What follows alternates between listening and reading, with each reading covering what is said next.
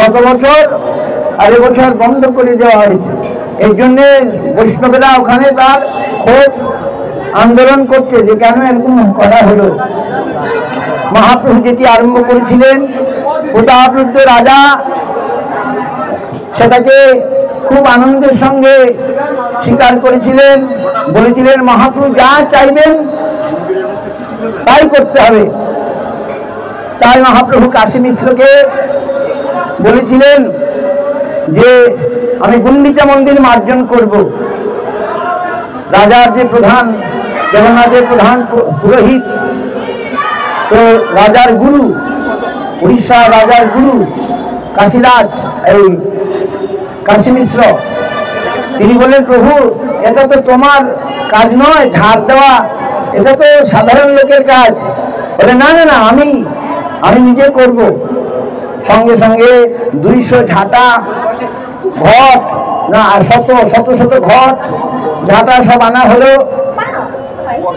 মহাপ্রভু নিজে গিয়ে সেই প্রথমে মন্দির, নাট মন্দির সমস্ত ঝাড় দিলেন, ধুলি কাকড় সব জড়ো করলেন, বাইরেটাও ঝাড় দিলেন, ঝাড় দিয়ে ধুলি কাকড় সব জড়ো করলেন। মহাপ্রভু একা যত করলেন, অন্যান্য ভক্ত সবাই মিলে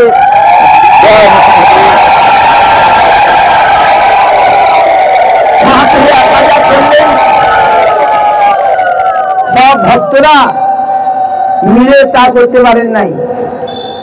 মহাপ্রভু শুনলাম আমরা তো এইভাবে। তারপরে দিয়ে কি করলেন, তারপরে জল দেওয়া পালা, আগে ঝাড় দেওয়া, ভেতর বাইর ঝাড় দিয়ে সমস্ত একবারে ধুলি কাকড় সব পরিষ্কার করে তারপরে জল দেওয়ার পালা। এবারে জল এই ঘট, এই ইন্দ্রতন্য সরবতী জল সব ঘটে ঘটে নিয়ে লাইন দিয়ে আর বলছেন হরে কৃষ্ণ নাম, কৃষ্ণ কৃষ্ণ নাম বলে বলে বলছেন ঘট দাও জল নাও, ঘট দাও জল নাও, এরকম বলছেন না, বলছেন কৃষ্ণ কৃষ্ণ কৃষ্ণ কৃষ্ণ কৃষ্ণ কৃষ্ণ, এইভাবে বলছেন। একজনের জল দিচ্ছেন আরেকজনের হাতে, আরেকজনের হাতে দিচ্ছেন। এইভাবে লাইন দিয়ে সেই ইন্দ্রতন্য জল এনে সেই শত শত ঘট জল দিয়ে মহাপ্রভুর হাতে দিচ্ছেন। মহাপ্রভু দিয়ে সেই রত্ন বেদী যেখানে জগন্নাথ বসবেন কাল বাদে পরশু বা তারপরের দিনে এখানে এসে বসবেন, সেটিকে পরিষ্কার করছেন। ভগবান যেখানে বসবেন সেই জায়গাটাকে পরিষ্কার করতে হবে। তো মহাপ্রভু ভগবান নিজে আচরণ করে আমাদের শিক্ষা দিচ্ছেন। তারপরে জল দিয়ে ধুয়েছেন, একবারে জল উপর দিকে আবার মারছেন, উপরটা ধোয়া হয়ে নিচটা ধোয়া হয়ে যাচ্ছে।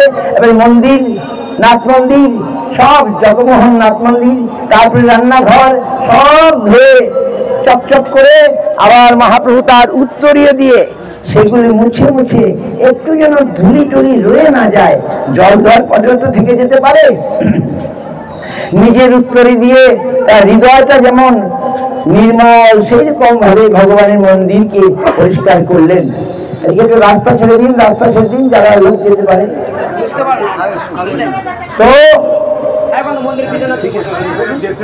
তো কি হলো, এইভাবে ভগবান নিজের হাতে ভক্তবৃন্দ নিয়ে এই অদ্ভুত লীলা করলেন। তারপরে বাইরেটা পরিষ্কার করলেন, আগে ভিতর, তারপরে বাইরে, তারপরে জল ছেড়ে দিলেন ভিতর থেকে, যেন নদী বয়ে গেল। সেই নদী বয়ে সমস্ত ময়লা নোংরা সব পরিষ্কার হয়ে গেল।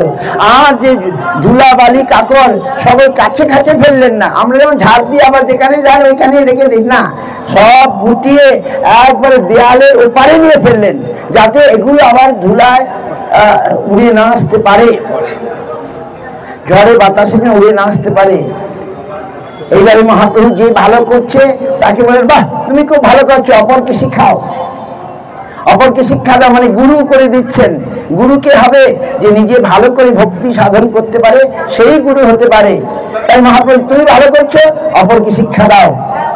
আবার এই সময় কি হলো, এক গৌরিয়া সে আবার কি করলো, জল ঢালছে সবাই, সে এসে এক ঘটা জল মহাপ্রভু পায়ে ঢেলে দিল, পায়ে ঢেলে দিয়ে সে খেতে আরম্ভ করলো। মহাপ্রভু দেখে অন্তরে সন্তোষ আর বাইরে ক্রোধ।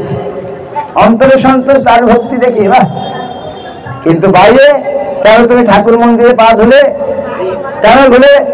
স্বরূপ দামোদরে ডাকো ডাকো দেখো, তোমার গৌরীর কাণ্ড দেখো। সে মন্দিরের ভিতরে পা ধুয়ে সেই জল খাচ্ছে, আমার পা ধুয়ে জল খাচ্ছে, দেখো আমার কি অপরাধ হয়ে যাবে ভগবানের মন্দিরে? কখনো এসব করতে নাই। স্বরূপ দামোদরে রেগে গিয়ে এই ঘাড় ধাক্কা দিয়ে তাকে বার করে দিলেন। তারপরে শুধু প্রভু অজ্ঞ, বোঝে না, তুমি ক্ষমা করে দাও। মহাপ্রভু খুশি হলেন স্বরূপ দামোদরের কথায়, কিন্তু মহাপ্রভু অন্তরে সন্তোষ তার ভক্তি দেখে। সে মহাপ্রভু পা ধুয়ে জল খাচ্ছে, ভিতরে ভেতরে সন্তোষ, বাইরে ক্রোধ। লোকশিক্ষা দেবার জন্য মন্দিরের ভিতরে কেউ ঘুমাতে নাই, জোরে কথা বলতে নাই, ঠাকুরের সামনে করলে অপরাধ হয়ে যায়। অনেক সেবা অপরাধ আছে, 32টি সেবা অপরাধ আছে। মন্দিরের ভিতরে পা ধোয়া তো মহা অপরাধ। তো এগুলো শিক্ষা দেবেন। তারপরে মহাপ্রভু সব ধার হয়ে গেল। এখন তারপরে এই গুন্ডিচা বাড়িতে আসলেন, না গুন্ডিচা বাড়ি পরে এই নৃসিংহ মন্দিরে আসলেন। এখানে এসে মহাপ্রভু ঝাড় দিলেন, আবার ধোয়ালেন। নৃসিংহ মন্দির ইত্যাদি ধুয়ে পরিষ্কার করে তারপরে ইন্দ্রদুম্ন সরোবরে স্নান করলেন। এত পরিশ্রম হয়েছে, স্নান করে তারপরে এবারে পিঠা পানা সব এসে গেল, খাওয়া হলো, মহা প্রসাদের বিরাট আয়োজন। তো সেসব খাওয়া দাওয়া করলেন। এইবার এই যে ঘটনা আমি সংক্ষেপে বলবো, আমাদের যেতে হবে, ওইখানে গিয়ে আবার আলোচনা হবে। কেন কেন এই লীলা করলেন? প্রভুপাদ ভক্তি সিদ্ধান্ত সরস্বতী ঠাকুর বড় চৈতন্য চরিতামৃতের মধ্যে তার যে অনুভাষ্য আছে, অনুভাষ্যের মধ্যে জানালেন যে এই লীলা করলেন এই জন্যে যে আমাদের হৃদয়ের মধ্যে যদি ভগবানকে বসাতে হয়, হৃদয়টাকে পরিষ্কার করতে হবে। ভক্তির দ্বারা ভগবানকে বসানো যায়, ভক্তির দ্বারা ভগবানের সেবা করতে যায়। কিন্তু ভক্তিটা কি? ওই যে বলছিলেন মহারাজরা ওখানে, ভক্তি মানে অন্নাভিলাষিতা শূন্যং জ্ঞান কর্মাদ্য অনাবৃতম আনুকূল্যেন কৃষ্ণ অনুশীলনম হি ভক্তি। অন্নাভিলাষ শূন্য হয়ে অন্য কামনা বাসনা ইত্যাদি থাকলে আর ভক্তি হবে না। জ্ঞান কর্ম এসব পরিত্যাগ করবে অনাবৃত হয়ে। জ্ঞান মানে মুক্তি বাসনা, ওগুলো পরিত্যাগ করে, কর্ম মানে ভোগের বাসনা ইত্যাদি সমস্ত কিছু বর্জন করে আমাদের ভগবানের ভক্তি করতে হবে। সেই ভক্তিতে ভগবান প্রসন্ন হয়ে যান। সর্ব উপাধি বিনির্মুক্তম তৎপরিত্য নির্মলম ঋষিকেন ঋষিকেশ সেবনং ভক্তির উচ্চতে। রূপ গোস্বামী জানালেন আমাদের সমস্ত ঋষিকেশ মানে ভগবান, আর আমাদের ইন্দ্রিয়ের দ্বারা সেই ভগবানের, আমাদের অপ্রাকৃত ইন্দ্রিয়ের দ্বারা অপ্রাকৃত ভগবানের সেবার নামই হচ্ছে ভক্তি। সেই ভক্তি, তার মধ্যে কোনো আবিলতা, কুটিলতা, অন্নাভিলাষ এগুলো থাকবে না। অন্য কামনা বাসনা থাকলে সেই ভক্তিটা হবে না। তাই এগুলোকে দূর করে, ধুলি কাকর হচ্ছে সেই অন্নাভিলাষ, ওই যে জ্ঞান বাসনা, এইগুলো থাকলে আমাদের ভক্তি হবে না। তো সেগুলোকে দূর করে ঝাঁকিয়ে ফেলে দিতে হবে দেয়ালের বাইরে, তবে ভক্তি আমরা সাধন করতে পারবো। সেই ভক্তির দ্বারা ভগবানকে আমরা হৃদয়ে ধারণ করতে পারবো। তো আবার বলছেন জীবহিংসন। জীবহিংসা মানে কি? প্রভুপাদ খুব সুন্দর ব্যাখ্যা করছেন। জীবহিংসা কি জীবের শরীরকে আঘাত করা? সেটা জীবহিংসা নয়। জীবহিংসা যে শুদ্ধ ভক্তি প্রচার না করা, জীবের কাছে হরিকথার দ্বারা জীবের পরম মঙ্গল না করাটাই হচ্ছে জীবহিংসা। প্রভুপাদ জানালেন, বুঝতে পারছেন? জীবহিংসা মানে জীবকে মারা নয়, দেহটাকে কষ্ট দেওয়াটা জীবহিংসা নয়। জীবের যে পরমাত্মিক, যে পরমার্থের যে জীবন, সেটা যদি না দেওয়া হয়, জীব এই জন্ম জন্মান্তর এই ভগ সংসারে দুঃখ কষ্ট পেতেই থাকবে। তাহলে সেই শুদ্ধ ভক্তি প্রচার না করা, শুদ্ধ ভক্তি না দান করা হচ্ছে জীবহিংসন। প্রভুপাদ বলছেন কুটিনাটি মানে কপটতা, ভজনের কপটতা, এইগুলো যদি থাকে তাহলে আমাদের শুদ্ধ ভক্তি হলো না। এর জন্য এই গুন্ডিচা মার্জন রহস্য মানে তার গুড়ে রহস্য মানে এইগুলাকে আমাদের দূর করে ফেলে দিতে হবে। ওই যে বলছিলেন মহারাজরা ওখানে কি সুন্দর ধর্ম অর্থ কাম মোক্ষ, এগুলো আমাদের চাওয়া নয়। আমাদের চাওয়া হচ্ছে কৃষ্ণ প্রেম, কৃষ্ণ ভক্তি গাঢ় হলে কৃষ্ণ প্রেম হবে। সেই জিনিস আমাদের পাওয়ার জন্য আমাদের হৃদয়কে পরিষ্কার করতে হবে, নির্মল করতে হবে, শুদ্ধ করতে হবে। সমস্ত অন্য বাসনা, অন্য কামনা, কুটিনাটি, জীবহিংসন এগুলো সব পরিত্যাগ করে শুদ্ধ ভক্তি যোজনা করতে হবে। তো সেটাই তার গুরু তাৎপর্য। তো মহাপ্রভু এই শিক্ষা আমাদেরকে দিয়েছিলেন। তারপরে গুন্ডিচা দেবী কে ইন্দ্রদ্যুম্ন মহারাজের স্ত্রী, তিনি একজন পরম ভক্তিমতী রানী। তিনিও ভক্তিমতী। তিনি চেয়েছিলেন যে ভগবান আমার ইন্দ্রদ্যুম্ন মহারাজ মন্দির বানিয়েছেন, সেখানেই থাকবেন, আমার বাড়ি আসবেন না। তাই জগন্নাথকে প্রার্থনা করলেন, প্রভু তুমি কি আমার বাড়ি আসবে না? তাই ভগবান বললেন, হ্যাঁ যাব। তখন তিনি এই রথ সাজানো হলো, এই রথে করে তিনি এই গুন্ডিচা দেবীর বাড়ি আসলেন এবং সেই 9 দিন ধরে এখানে উৎসব। গুন্ডিচা দেবী এই গেল তার একটা কথা। আর আরেকটা কথা হচ্ছে, মহাপ্রভু এটাকে সাক্ষাৎ বৃন্দাবন দেখছেন। ওই যে আমরা দেখছি দ্বারকা থেকে ভগবান রথে করে আজ বৃন্দাবনে যাচ্ছেন। আমরা রথযাত্রার দিনের সময় কথা বলবো। তো আজকে মানে আগামীকাল এইসব কথা, রথযাত্রার কথা বলবো। তো এই গুন্ডিচা বাড়ি মানে বৃন্দাবন, সুন্দর আচল।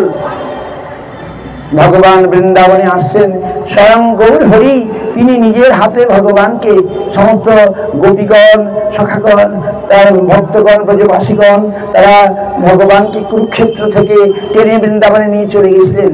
দ্বারকা থেকে ভগবান কুরুক্ষেত্রে এসেছিলেন।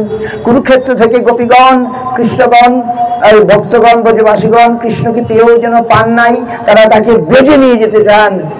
ব্রজের কৃষ্ণ সে দ্বারকার কৃষ্ণকে চান নাই বলে তারা রথের দড়ি ধরে তারা টানতে টানতে বৃন্দাবনে নিয়ে গিয়েছিলেন। মহাপ্রভু সেই লীলা করলেন। তিনি আজ ভগবানকে, জগন্নাথ মানে কৃষ্ণ, তাকে নিয়ে সেই সুন্দরাচলে আসলেন। আমরা যে আসলাম এটা বৃন্দাবন, সুন্দরাচল যাত্রা হবে কাল। তো আমরা সেই স্থান পরিষ্কার করতে যাচ্ছি। আমরা মানুষে করব। আমরা যেহেতু ঢুকতে পারি নাই, তার জন্য কি আছে, মনে মনে আপনারা ঝাড় দিন, মনে মনে আপনারা মন্দির পরিষ্কার করতে থাকুন। তারপরে সব ধুলা কাকড় জড়ো করে নিন, ধুলা কাকড় সরিয়ে ফেলে দিন, ফেলে দিয়ে এবারে জল ঢালুন। জল ঢালে একবারে ধুয়ে মুছে চকচক করে তারপরে আবার কাপড় দিয়ে মুছে সুন্দর করে দিন। মানুষও মার্জন করা যায়, মানুষও সেবা করা যায়। ব্রাহ্মণ তার কিছু নাই, সে ভগবানকে ভোগ দেবে, সে মনে মনে পরমান্ন ভোগ রান্না করেছে, রান্না করে ভগবানকে ভোগ দিয়েছে। তারপরে মনে হয় ভগবানকে তো ভোগ দিয়ে দিলাম, আসলে এটা গরম, ঠান্ডা তো করা হয়নি। তাই আঙ্গুলটা ডুবিয়ে যেই দেখি আরে বাবা গরম আঙ্গুলটা পড়ে গেল। মানুষে ভোগ দেওয়া যায়। মনে মনে আজ আমরা এখানে গুন্ডিচা মার্জন করব, করে আমরা সপার্শ্বর মহাপ্রভু চরণে প্রণতি জানিয়ে এবারে আমরা ইন্দ্রদ্যুম্ন সরোবরে যাব। সেখানে গিয়ে আমরা স্নান করব। স্নান মানে এক ফোঁটা, এক বিন্দু নিলেই হয়ে যাবে। আমরা মাথায় জল নিয়ে তাড়াতাড়ি আমরা এবারে টোটো করে বা অটো করে আপনারা চলে যাবেন। এবারে আর হেঁটে যেতে হবে না। হ্যাঁ, টোটো বা অটো করে বলিয়া পান্ডা উড়িষ্যা ভবন ওখানে চলে যাবেন দরবারে। কারণ ওখানে আবার উৎসব আছে। মহারাজরা, আমাদের মহারাজরা, বাবাজি মহারাজ, শঙ্করচন্দ্র প্রভু, এনারা আজকে বৈষ্ণব সভার আয়োজন করেছেন। এই নীলাচলের বহু বৈষ্ণব ওখানে যাবেন, ওখানে হরিকথা হবে। আমরা এর জন্য দেরি করলাম না। ওখানে বসে বৈষ্ণবরা, আমরা দেখলাম গৌড়ীয় বৈষ্ণবগণ আন্দোলন করছেন, মানে প্রতিবাদ জানাচ্ছেন, তাদের দুঃখ নিবেদন করছেন যে কেন তারা এই যে লীলা প্রতাপরুদ্র রায় করেছিলেন, কেন তারা সরকার, বর্তমান প্রশাসন কেন বন্ধ করে দিল, আমরা তার প্রতিবাদ করি। তা আমাদেরকে থাকতে বললো, আমাদের সময় কম।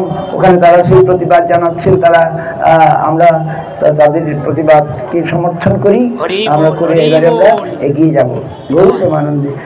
জয় জয় তো নৃসিংহ, বলুন সকল, এই তো নৃসিংহ।